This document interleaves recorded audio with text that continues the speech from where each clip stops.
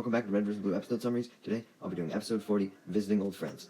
Back at the teleporter nexus, Simmons was fiddling with one of the teleporters, murmuring to himself that if he wired a certain thing into another and signal boosted in a certain spot, he may be able to get the teleporter to work. As he did this, messing around, he was able to tune into Caboose and Sarge's location and could see them through the teleporter, shooting at the red and blue soldiers who had respawned, although the soldiers weren't in his view. Sarge was instructing Caboose to keep them away from him, expectedly not really focused on Caboose's safety at all, further instructing him which specific soldiers to shoot, telling him to shoot one, which Caboose does successfully, but incorrectly shoots another soldier when Sarge tells him to shoot the one with the limp, which he immediately corrects, while stating he doesn't want to kill, but doesn't want to die either. Simmons then calls out their names through the teleporter nexus, attempting to get their attention, asking if they could hear him. Caboose, hearing Simmons but mistaking the voice for Sarge's, since he can't see Simmons, tells Sarge that he hears him. Sarge bitterly clarifies that he didn't say anything, calling Caboose a numbnut. Sarge then declares that they need to find a way to end the endless cycle of attack and retaliation of the battles, giving two suggestions. Suggestion A, being convincing both teams to live in peace, or Suggestion B, being to get themselves majorly involved and kick some serious ass, with Sarge voting for Suggestion B. Caboose ignores both options, claiming he had a plan, but they would have to move quick. He goes up to Sarge to whisper it, as if it's super secret, but all he says is the word whisper repeatedly, asking Sarge if he thinks that will work. Sarge responds in disbelief, questioning if that was really his plan, reminding him all he said was whisper 3 times, with Caboose stating he was aware how it wasn't really a plan, admitting he just wanted to be the one with the plan for once. Sarge, somewhat annoyed, instructs Caboose to follow him, stating he had an idea.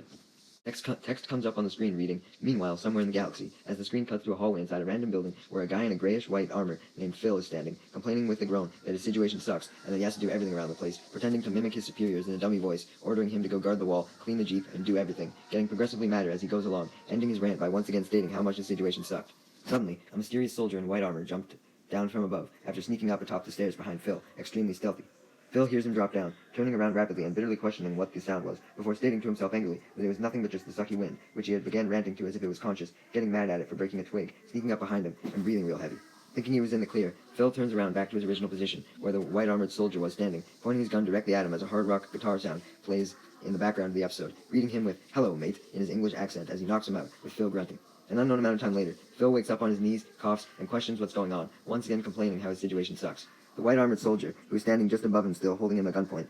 demands that what was going to happen would be he would ask a question and Phil would answer, specifying only one answer per question, and clarifying that if Phil didn't give him the answer he wanted, they would have a problem, and if they had a problem, that would mean Phil had a problem, making sure that was clear. Phil, annoyed and frightened, agreed, simply pleading him not to hurt him since he was a single parent. The white-armored soldier, only reacting to the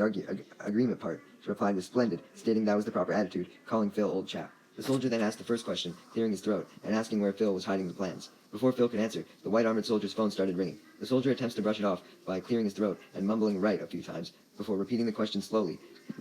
but cutting himself off, awkwardly just stating he needed to get the call and picking up, ending the Britannia-sounding ringtone. He greets the caller with a hello, and states that this is him speaking, which probably meant the caller asked for the white-armored guy's identity. The soldier then just replies with "yes" and "oh bugger," before asking the caller to spell something with a T or an F, presumably to their confusion, as the soldier somewhat embarrassingly clarifies that he thought they said something else. During this boring conversation, Phil mumbled to himself how bored he was, as this white-armored soldier seemingly accepted a new job from the caller, vaguely saying it would cost them the usual, but he could nip something in the butt for him right away, assuring it wouldn't be a problem. The caller presumably made a deal with the soldier, as the soldier said "cheerio," politely told him to say hello to his mom on his behalf, and hung up. The soldier then resumed his conversation with Phil, claiming it was his lucky day, which got Phil excited and relieved, thinking he was going to live, but the soldier simply revealed he didn't have time to torture him, so he just had to move straight to killing him, leaving Phil to gasp in disbelief, before saying, oh man, this sucks," as his final words, before the soldier kills him as a gunshot is heard as the screen fades to black.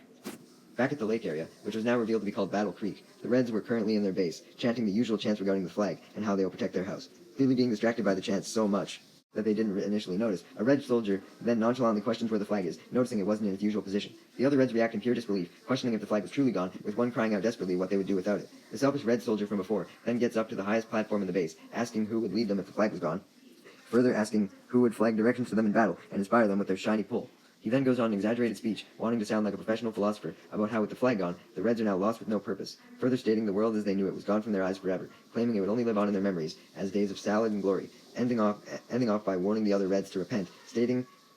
exaggeratedly that these were truly the end times. The Reds were clearly annoyed by the selfish one's exaggerations, with one claiming his speech sucked and that he was leaving for battle, with another agreeing, followed suit by the others. Both teams then rush other bases as a funky tune called Noobs Rush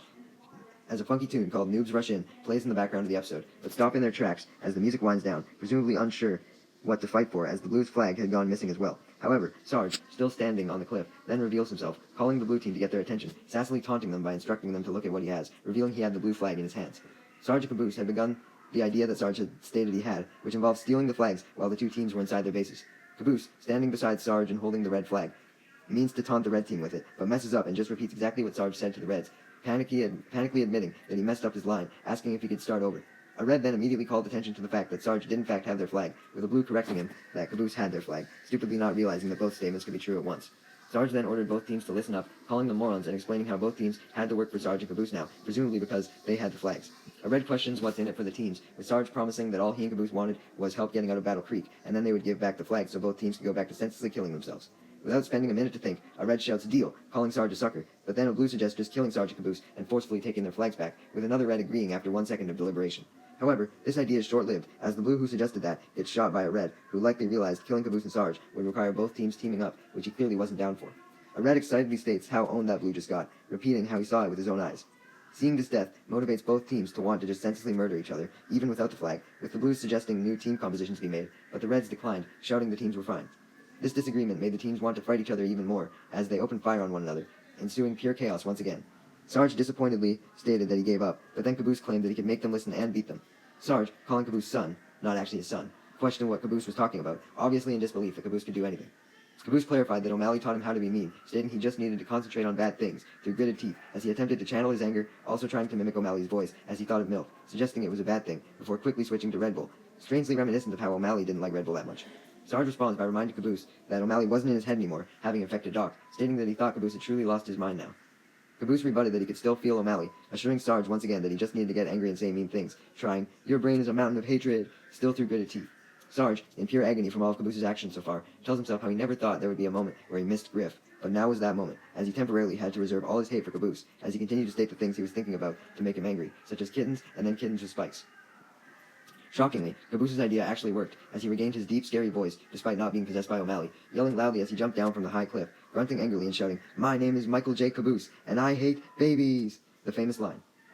The selfish, speech-giving Red reacted to Caboose's new anger by delusionally claiming Caboose was a beast who had come to live among and rule them for 7 years, once again claiming the end was nigh. Caboose simply begins his angry rampage, killing the selfish Red along with 2 blues and 3 other Reds, with a red, blue, and red being shot in a line, with them shouting cries such as "Yikes," "Yo," "Yowza," "Wowee," and "Ow" as they died. Sarge watched Caboose's slaughter from the cliff, questioning what was going on down there, stating "Great Gustavo" in shock, in reference to Simmons' voice actor Gustavo Sorolla. Suddenly, Simmons, who was still asking if Sarge and Caboose could hear him from the teleporter nexus, appeared in a green holographic form. Sarge notices him, shouting Simmons 2.0's name in surprise, with Simmons revealing how he successfully reconfigured a teleporter to communicate with him, urgently stating that he needed to get Caboose and Sarge out of Battle Creek. Sarge, knowing this more than anyone, responded that damn right they did, leading Simmons to instruct Sarge to get over to the teleporter in Battle Creek, ensuring he would see what he could do for them from inside the Nexus, with Sarge obliging, but not before Simmons could add in a "Sir, it's great to see you again," due to his kiss-ass nature, with a mildly annoyed Sarge brushing it off and instructing him to kiss his ass some other time, with Simmons ironically continuing the ass-kissing by stating, "Whatever you say, sir." Sarge then quickly ran to the teleporter, warning Caboose to come with him along the way before the red and blue soldiers woke up again, who Caboose had already entirely killed, still spouting nonsense in his deep voice such as, "I will eat your unhappiness," which ironically sounded like a positive thing. When Sarge arrived at the teleporter, he could only hear Simmons' voice, but still demanded that he hurry up, with Simmons calmly stating he just needed a few more seconds. Sarge worriedly replied that he and Caboose didn't have a few more seconds, as Rivale started playing again, indicating the red and blue soldiers were about to be revived, leading an almost crying Simmons to plead Sarge to stop pressuring him, stating he relied on Sarge for love and support. Caboose then threatened Simmons in his own nonsensical way to hurry up, stating in his evil voice that Simmons' toast had been burned, and no amount of scraping would remove the black parts. Sarge simply responds to Caboose for him to shut up. Simmons finishes preparing the teleporter just in time, instructing Caboose and Sarge to jump through immediately, which they do, as Sarge tells Caboose to follow him. Sarge and Caboose emerge from the teleporter, successfully in the Nexus with Simmons, who comments on how much of a close call that was, with Sarge agreeing, stating annoyedly that Simmons gets an F for his efficiency, but adding in an impressed tone that Simmons gets an A+ for dramatic timing. Simmons thanks Sarge for the compliment, proudly stating that he always knew presentation mattered most. Caboose, now back to normal from his brief angry persona, questions what happened, stating that the last thing he remembered before going through the teleporter, which he called the janitor's closet in reference to the last episode, was a very mean kitten, revealing that really was the main thing that brought out his inner anger. Caboose then added that his throat was sore, unknowingly to him due to his deep voice. Simmons then questioned Sarge on what the weird place was supposed to be, referring to Battle Creek, with Sarge simply responding that he had absolutely no idea. Meanwhile, back at Battle Creek, a red soldier remarked how it was now back to basics for them, referring to having regular fights now that they had their flags back, threatening the blues to get ready for destruction, trying to state that the reds had become death, destroyer of worlds, in reference to Oppenheimer, but cutting himself off when he remembers it was his day to take the base's trash out, leading everyone to wait a sec, stating he would be right back, in reference to a typical Halo player the characters were modeled after.